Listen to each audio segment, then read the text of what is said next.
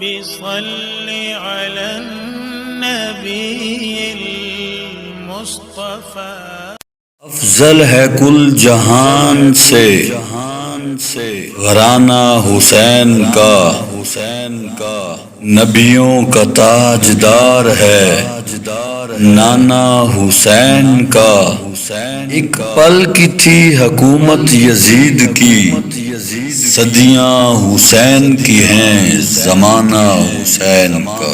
حضرت امام حسین علیہ السلام فرماتے ہیں میری جنگ فقط یزید سے نہیں بلکہ ہر اس شخص سے ہے جس کا کردار یزیدی ہے، جس کے پاس عقل نہیں اس کے پاس ادب نہیں، جس کے پاس ہمت نہیں اس کے پاس کامیابی نہیں، اور جس کے پاس دین نہیں اس کے پاس حیا نہیں۔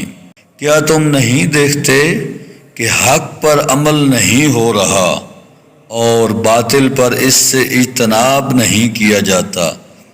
ان حالات میں فرض ہے کہ ہر مومن شہادت کے لیے تیار ہو جائے۔ ظلم کے خلاف جتنی دیر سے اٹھو گے اتنی ہی زیادہ قربانی دینا پڑے گی۔ میں اس موت سے نہیں ڈرنے والا ہوں، عزت کی راہ میں حق کو زندہ کرنا میرے لیے آسان ہے۔